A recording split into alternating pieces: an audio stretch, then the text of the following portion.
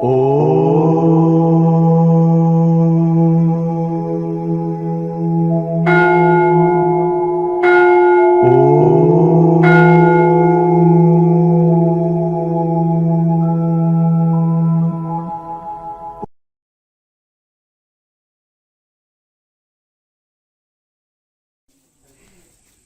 Question ఏంటిదంటే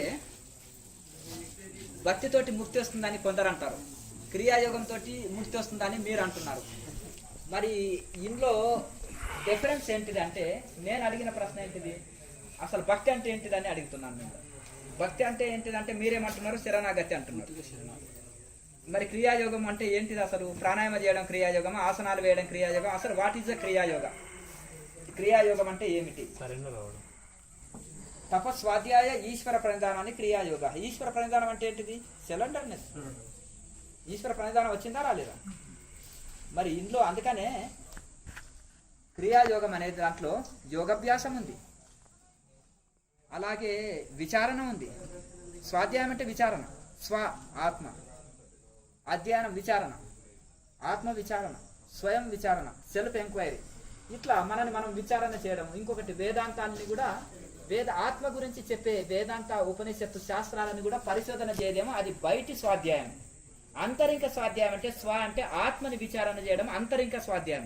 ఆధ్యాత్మికంలో అంతరార్థము బహిరార్థం అని రెండు ఉంటాయి. సామాన్యులు బహిరార్థమే అర్థం చేసుకుంటారు. స్వాధ్యాయం అంటే పుస్తకాలు చదవడం అనుకుంటారు. అర్థమైంది కదా? పుస్తకాలు చదవడం స్వాధ్యాయం అని సామాన్యులు అనుకుంటారు, బిగినర్స్ అనుకుంటారు. కానీ స్వ అంటే ఆత్మ, ఆత్మశోధన, సెల్ఫ్ ఎంక్వైరీ. నేను ఎవరిని, హూ హ్యామ్ హై, అసలు నేను ఎవరిని, who is the God, who is the soul అని. అంతా ఇది ఏంటిది, ప్రపంచం అంటే ఏంటిది, ఎక్కడి నుంచి వచ్చింది, ఎక్కడికి పోతుంది, నేను ఎవరిని, ఎక్కడి నుంచి వచ్చినా, ఎందుకు జననం, ఎందుకు మరణం, ఇది అంటే ఏంటిది అనేది ఈ విచారణ చేయడం అనేది శాస్త్రం ద్వారా విచారణ చేయలేదు. అది బహిర్గతమైన స్వాధ్యాయము. లోపల నేను ఎవరిని, కోహం కోహం అని అంటే నేను ఎవరిని అంటే సోహం సోహం, నువ్వు ఆత్మస్వరూపాన్ని నేను అని స్వయం అనుభవం చేసి తెలుసుకోవడం. ఇది ఆత్మ శోధన, ఆత్మ విచారణ చేయడం కూడా ఇది స్వాధ్యాయం ఉంటుంది. మరి స్వాధ్యాయం ఉంది కదా, ఇందులో చాలా మంది ఆ స్వాధ్యాయం అంటే క్రియాయోగం అంటే ఏదో ఆసనాలు ప్రాణాయామం అనుకుంటారు. ఇది రాంగ్. అది ఏం తెలియని వాళ్ళు చెప్తారు ఇక్కడ. అందుకనే సెల్ఫ్ ఎంక్వైరీ గురించి, విచారణ గురించి ఎందుకు నేను బాగా ఇట్లా చెప్పడం అంటే, క్రియాయోగము అనేది ఎప్పుడు పరిపూర్ణం అవుతుంది అంటే తపస్సు, స్వాధ్యాయం, ఈశ్వర ప్రణిధానం ఈ మూడు చేసినప్పుడే పరిపూర్ణం. తప్ప ఆసనాలు ప్రాణాయామం చేస్తే క్రియాయోగం అనబడదు గాక అనబడదు. కనుక తపస్సు అంటే ధ్యానమే. ఎటువంటి ధ్యానాన్ని తపస్సు అంటారు? కాళ్ళలో నొప్పి వచ్చింది, తట్టుకోవాలి. మనసు సహకరిస్తలేదు, తట్టుకోవాలి. అర్థమైంది కదా? అలాగే భౌతికం తట్టుకోవాలి, ఆధ్యాత్మికం తట్టుకోవాలి. ఆధ్యాత్మికం ఆది భౌతికము, ఆది దైవికం. ప్రకృతి ద్వారా విఘ్నాలు వస్తాయి, జీవుల ద్వారా వస్తాయి, దేవతల ద్వారా వస్తాయి. భౌతికమైన శరీరంలో రోగము, నొప్పి, బాధ ఇటువంటివి వస్తాయి. ఇవన్నీ తట్టుకోవాలి. ఇవన్నీ ఆధ్యాత్మిక, ఆది భౌతిక, ఆది దైవిక త్రివిధ విఘ్నాలని తట్టుకొని, ఈ విధంగా ఇవన్నిటిని తట్టుకొని మనం అన్నిటిని ఓర్చుకొని, శీతోష్ణ సుఖ దుఃఖాలు అంటే ఎండ, చలి, వాన ఇవన్నీ తట్టుకొని మనం నిరంతరము తపిస్తూ, దేనికోసము, నేను ఆత్మని పొందాలి, భగవంతుని పొందాలని తపిస్తూ చేసే ధ్యానాన్నే తపస్సు అంటున్నారు.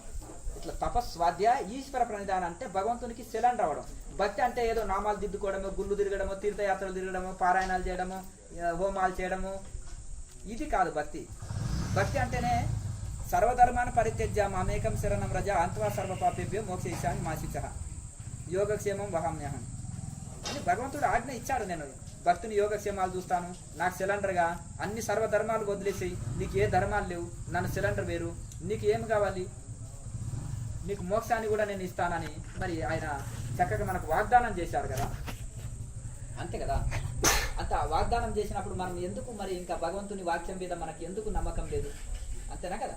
ఆ నమ్మకము, విశ్వాసంతో మనము రెగ్యులర్గా చేస్తూ ఉంటే తప్పకుండా ఫలితం పోతాయి. ఈ మూడు కలిపి చేస్తేనే ఈ క్రియాయోగం అనబడుతుంది. తపస్వాధ్యాయ ఈశ్వర ప్రణిధానాన్ని ఈ మూడు కలిపి చేయాలి. అందుకనే భగవంతునికి శరణాగతి చేయండి అని నేను రెగ్యులర్గా చెప్తుంటాను కదా. అట్లా కనుక ఆ విధంగా చక్కగా శరణాగతితోటి మనము సమర్పణ భావంతో ఇక్కడ ప్రాణాయామ అభ్యాసం వస్తుంది, జప సాధన వస్తుంది, ధ్యాన సాధన వస్తుంది.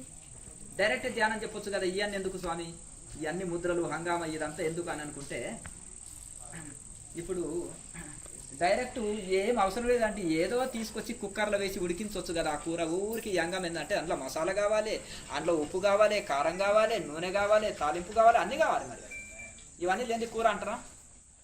ఒక ఆయన ఫైల్మాన్ ఉన్నాడు, బాడీ బిల్డర్. అతనికి పులి అంటే చాలా ఇష్టం.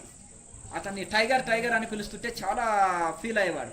అతను ఏం చేసేసాడంటే ఆ రోడ్డు పక్కన ఉండి వాళ్ళు అది అది మన పచ్చబొట్టు పొడుస్తారు కదా, వాళ్ళ దగ్గరికి వెళ్ళేసి, అయ్యా నా చేతికి చాలా పెద్దగా ఉంటుంది కదా చేతి, పులి బొమ్మ ఉండాలి. నేను ఎప్పుడైనా ఫైట్ చేస్తుంటే జస్ట్ ఇంత పులి బొమ్మ చూసుకునే వరకే నాకు పులి శక్తి రావాలి లోపలికి, నేను పులిలాగా ఫీల్ అయిపోవాలి. అందుకనే అది పులి బొమ్మని నాకు ఇక్కడ పచ్చబొట్టు పొడువు అంటే ఆయన ఏం చేసిండు, సూదులు తీసుకొని పొడుస్తుంటారు. అది పొడుస్తున్నప్పుడు కళ్ళు మూసుకొని, ఆయనకు మొదలే భయం ఈ సూదులు ఇది ఇంజక్షన్ తీసుకోవాలంటే, ఆయన అటువైపు చూసి కళ్ళు మూసుకుంటున్నాడు. అదన్నీ పచ్చబొట్టు పొడుస్తుంటే ఎక్కడి నుంచి స్టార్ట్ చేసామంటే, అయ్యా తోక నుంచి స్టార్ట్ చేసాను అంటే, ఆ పెదవ తోక లేకపోతే పోతులే అయ్యా చచ్చిపోతున్నాను, ఆ తోక వదిలేసి పొడువు అన్నాడంట. తోక వదిలేశాడు ఆయన. ఎక్కడి నుంచి పొడుస్తున్నావయ్యా నువ్వు అంటే, కాళ్ళ నుంచి పొడుస్తున్నానండి అన్నారంట. ఆ బెదవ కాళ్ళు లేకపోతే లేకపోయా కానీ మిగతా బొమ్మ అయితే పొడవయ్యా అన్నాడంట. అయితే ఇంకా ఇంకా ఆయన మళ్ళీ పొడుస్తున్నాడంట. ఏంటంటే ఏం పొడుస్తున్నావు అంటే, పొట్టానండి అన్నాడంట. ఏం పొట్టయ్యా, పొట్ట లేకుంటే పులి అన్నారా, అది తీసేయి, ఏమి నొప్పి అనిపిస్తుంది అని అన్నాడంట. అంటే ఆ పొట్ట వదిలేసిందంట. ఇంకేంటి నాయన, ఇంకేం చేస్తున్నావయ్యా నువ్వు, ఏం చేస్తున్నావు అంటే, అది వీపు అండి అన్నాడంట. ఆ వీపు లేకపోతే లేకపోయే. ఇంకా లాస్ట్కి వచ్చి తల దగ్గరికి వచ్చేసింది. ఏం చేస్తున్నావు, ఏం పొడుస్తున్నావు అంటే, ఇది మన చెవుల దగ్గర పొడుస్తున్నాను అంటే, ఆ చెవులు లేకపోతే పులి అన్నారా అయ్యా, కానివ్వు అన్నారట. ఇట్లే ఇంకా కన్ను లేకుంటే పాయే, చెవులు లేకపోయా, తల లేకపోయా, కూరలు లేకపోయా, దానికి ముక్కు లేకున్నా సరే అంటే, అంత ఓపిక లేని వాళ్ళు ఎందుకు ఈ పులి బొమ్మ పొడిపించుకుంటున్నారండి? లేకపోతే అదే తోకొద్దంటివి, కాలొద్దంటివి, పొట్టొద్దంటివి, వీపొద్దంటివి, కన్నొద్దంటివి, ముక్కొద్దంటివి, చెవొద్దంటివి, ఇంకేం పులి బొమ్మ అది? అంత ఓపిక లేని వాడివి ఎందుకు పొడిపించుకుంటున్నావు పులి బొమ్మని, వదిలే రాదా అని అన్నారంట. మరి ఇది కూడా ఈయన ఇది ఎందుకండి, మహాముద్ర ఎందుకండి, ఇది వదిలిపెడితే క్రియాయోగం అనిపించదా? అర్థమైంది కదా, ఈ నాభిక్రియ ఎందుకు స్వామీజీ, ఇది వదిలిపెడితే క్రియాయోగం అనిపించదా? ఈ నాలుక మడత పెట్టుకోవడం ఎందుకంటే అంటే ఉడుకు పెరుగుతుంది శరీరంలో. అర్థమైంది కదా. అట్లా ఈ విధంగా ఈ గారెలకు గరిట ఎందుకండి, జల్లి గరిట అంటే నూనె కిందికి వెళ్ళి గారె పైకి వస్తుంది, చేతితో తీయొచ్చు అంటే సాధ్యమవుతుందా? కాదు కదండి. ఆ గరిట చేసే పని గరిట చేస్తుంది, అది ఒత్తేది ఒకటే దాంతో చేస్తారా? ఓ బాండి పెడతారు, దాంట్లో నూనె పోస్తారు, దాంట్లో ఒత్తేది ఒకటి ఉంటుంది, గారెలు ఒకటి, దేవేది ఒకటి ఉంటుంది, వేయడానికి బుట్ట ఉంటుంది. ఇన్ని ఎందుకండి గారెలు దేనికి? ఒక గిన్నె పెట్టి చేయొచ్చు అంటే అవుతుందా? దేని పని దాన్ని చేస్తుంది, అది గుర్తుపెట్టుకోండి. కనుక అది ఆ విధంగా మనం ఒక్కొక్క ముద్రది ఒక ఫలితం ఇస్తుంటుంది. అది ఋషులు రాసి పెట్టింది. నిన్న మనం ఏం రాయలేదు, మా సీనియర్ గురువు రాలే, ఆ సీనియర్ గురువు రాలే, ఋషులు రాసి పెట్టింది. ఉపనిషత్తులు వెతకండి. మహాముద్ర ఫలితం ఏంటి, కేచర ముద్ర ఫలితం ఏంటి, తాళవ్యక్రియ ఫలితం ఏంటిది, జ్యోతి ముద్ర ఫలితం ఏంటిది, ప్రాణాయామ ఫలితం ఏంటిది, నాభిక్రియ ఫలితం ఏంటిది, ఉపనిషత్తులో ముద్రలతో సహా నేను చూపిస్తాను. అర్థమైంది కదండి. కొన్ని లక్షల సంవత్సరాల నుంచి పరంపరగా అందిన ఇవి.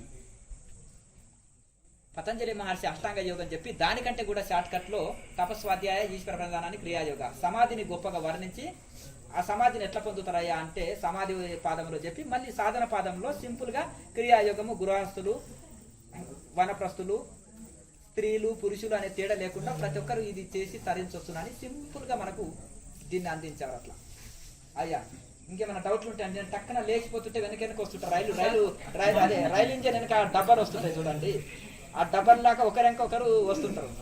నేను లేచినంటే మళ్ళీ నేను చెప్పను చూడండి, ఇంకొకరు రెడీగా ఉండాలి ఈయన తర్వాత నేను అడగాలనేది. సీరియల్ గ్యాప్ లేకుండా చూసుకోవాలి, చెప్పండి, మనసులో పెట్టుకోవాలి. అర్థమైంది కదా. క్రియాయోగం ఎవరైతే చేస్తారో ఇక్కడ వినండి, ఎవరు మాట్లాడరు. క్రియాయోగం ఎవరైతే చేస్తారో క్రియాయోగం ద్వారానే ఆశీర్వాదం లభిస్తుంది. అర్థమైంది కదా.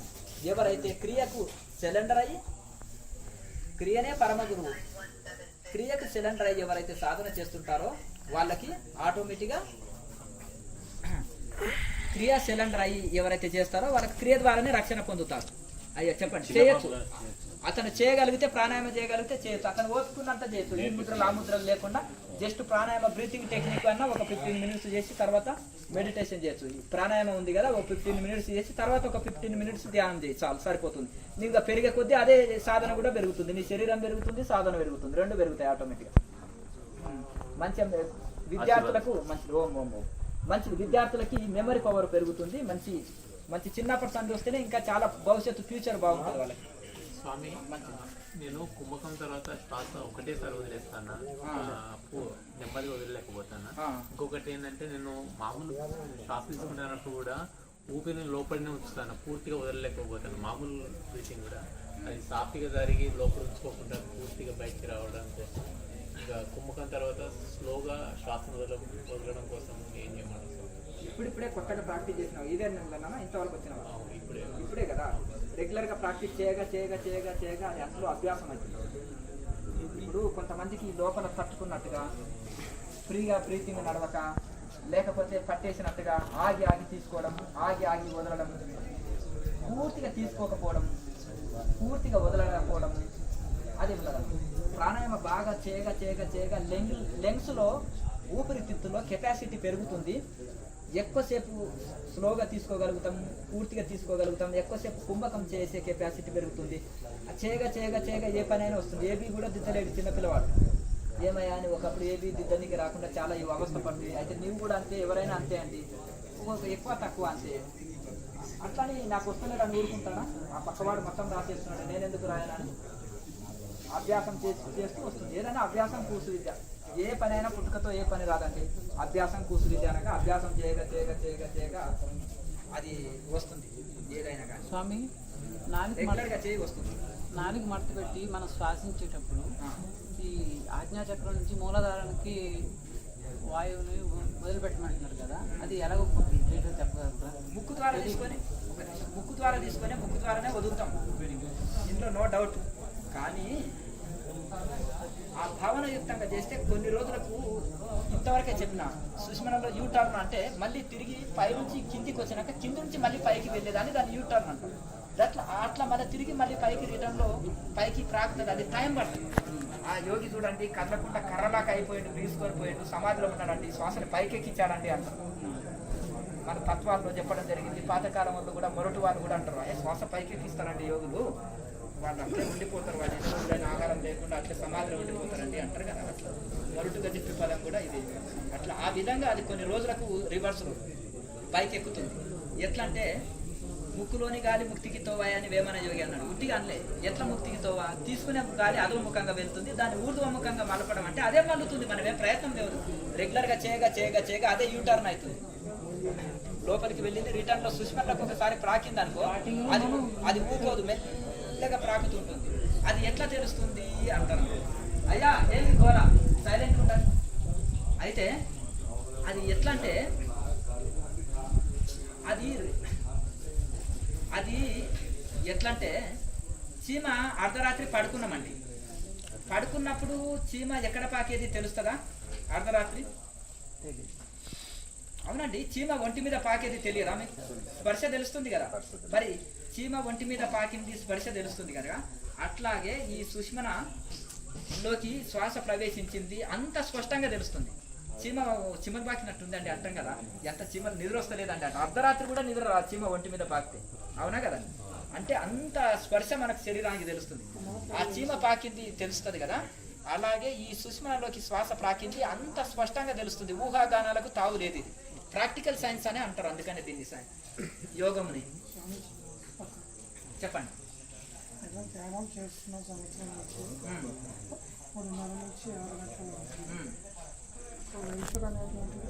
ఏ రకమైన సాధన చేస్తున్నారు?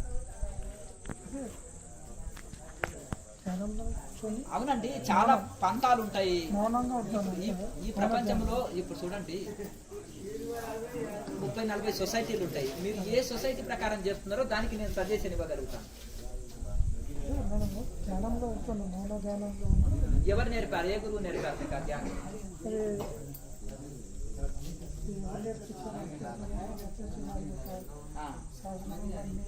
ఓకే ఓకే సరే సరే ఓకే సరే ధ్యానం చేస్తున్నారు. ఎన్ని రోజుల నుంచి చేస్తున్నారు? ఇప్పటికీ సంవత్సరం అయింది. సంవత్సరం అయిందా? ఓకే అయితే ఓకే. అది అయిన తర్వాత నేను లేచి ఆ, అన్నం తీసుకొని పిట్టలకు కాకులకు దానం పెడుతున్నాను. పెడుతుంటే అది నేను ఎక్కడ పోతే అక్కడ కాకులు వెంబడే వచ్చేస్తున్నాను. వస్తాయి మరి అవి పక్షులు, ఎందుకంటే అన్నం పెట్టేటోళ్ళు వెంబడి ఆటోమేటిక్ వస్తాయి, అవి సహజం. ఇప్పుడు రోజు ఇట్లకెళ్ళి నూకలు జల్లు నెమళ్ళు ఆటోమేటిక్ వస్తాయి, నీ చుట్టూ కూడా తిరుగుతాయి, ఆ పౌరాలు కూడా నీ మీద కూడా వాళ్తాయి. రోజు నూకలు చల్లేటోళ్ళని గుర్తుపడతాయి. పక్షికి ఎంత గ్రహణ శక్తి ఉంటుందంటే ఆ రోజు అన్నం పెట్టే వాళ్ళని గుర్తుపెడతాయి. కుక్కకు 2 రోజులు నువ్వు పెడితే ఇంకా భయపడదు, నీ దగ్గరనే వస్తుంటాయి, ఎక్కడ పోయినా నీకు రక్షణ కూడా కల్పిస్తుంది. అంత గ్రహణ శక్తి ఉంటుంది అదే మన జీవరాశులకు. అయితే నేను సంవత్సరం నుంచి పెడుతూనే ఉన్నాను. తర్వాత తీసుకొచ్చాను నాకు పెట్టడం మానేశాను 1 నెల నుంచి. అయి మళ్ళీ నా దగ్గరికి నా ఇంటికి నా బజార్ వస్తాయి, అది అభ్యాసం అయింది కదా, కొంతవరకు వస్తాయి. అదేంటి నాకు కొంచెం వస్తాయి అవి ఆహారానికి అని వస్తాయి. కలపంగానా ఏంటది నాకు ఇప్పుడు ఇక్కడ చూడండి, వాటికి అభ్యాసం చేసినా కదండి, అది మీకు కుక్కకు ఒక 2 నెలల ఆహారం పెడితే